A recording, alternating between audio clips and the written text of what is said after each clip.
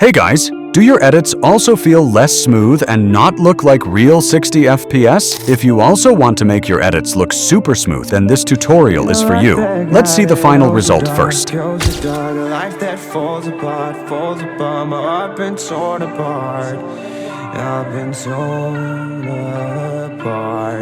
a fucking loner and I stayed away for life. I'll probably never change, even though I like to.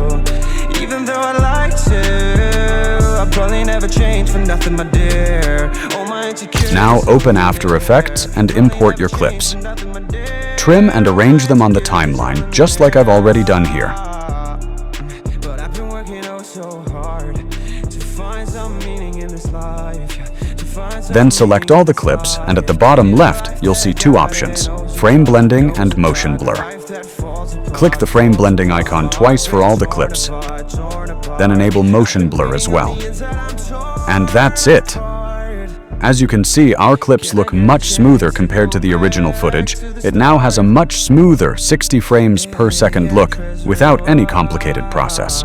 Also, I just launched my new 4K Cinematic Glow CC on my website, Nihaal Edits. You can download it if you'd like to achieve a similar look.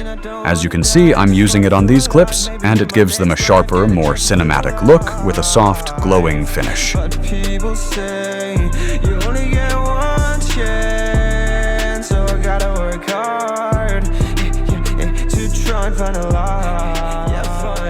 Now our edit is complete. If you enjoyed today's tutorial, make sure to like this video and subscribe to the channel for more simple After Effects tutorials to improve your edits. Thanks so much for watching, and I'll see you in the next one.